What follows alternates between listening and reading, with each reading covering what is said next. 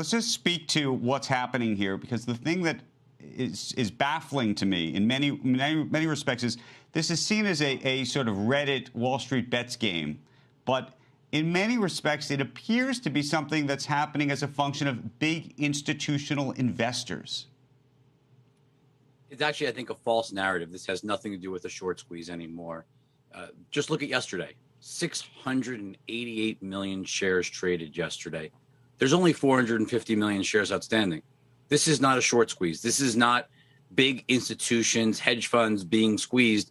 If hedge funds wanted to get out of their entire position, if they were short, they could do it within minutes. Like, this has literally nothing to do with a short squeeze. And the sort of the funny part about this is there's this sort of army of retail investors that keeps talking about we're going to buy, hold, and never sell.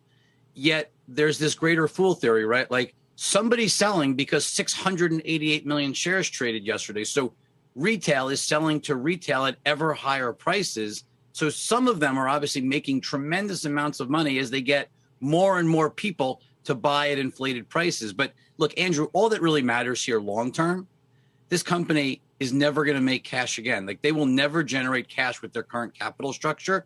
It traded at 7 times EBITDA pre-pandemic. It's now trading at 25 times EBITDA right now, and it's in worse position today with a changed industry today. This just defies all logic. I get it. People can buy this stock and keep sending it higher like they're showing even in the pre-market today. But ultimately, this company doesn't make money. The debt investors in this stock, this debt trades at 70 cents on a dollar for a reason. There's a good chance this company goes bankrupt. The debt investors know that. The equity investors, at least for the moment, don't seem to care. Well, they don't care. But if they were to care, what would you think fair value for this company would be? Well, fair value is what your future cash flows are. This company can't generate cash flow. If you look at sort of what it's earned historically, the change of the industry, its interest expense, and its capital expenditures, it will never generate cash again. That's why we have a 1 penny price target, is that this company is headed for bankruptcy. The only choice it has, if it issues hundreds of millions of shares. Now, it's already issued several hundred million shares over the last year. If it issued hundreds of millions of shares at these inflated prices, it could actually stave off bankruptcy. It still wouldn't be worth anywhere near where it's trading today. You know, well, that's what I was going to ask you, Rich. If you were both the CEO and maybe the company's general counsel or outside counsel, would you advise the company to raise money? Well, sure. I mean, think about it. Silver Lake. You would think smartest money in the room, right? Silver Lake. Think about the team over there. I'm sure you've talked to them, Andrew. They sold at $10. Wanda, which was the owner of this company originally, they sold all of their shares. Like, all of the smart money that's had access to the board and all of the information, they've all sold at dramatically lower prices.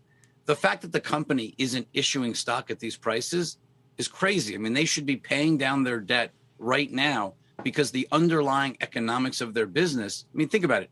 Cinemark, same business, roughly the same earnings pre-pandemic. I mean, 2019, very similar earnings.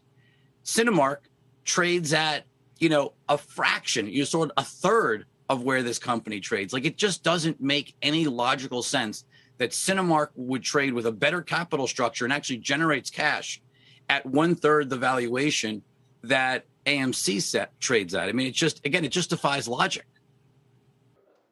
Shepard Smith here. Thanks for watching CNBC on YouTube.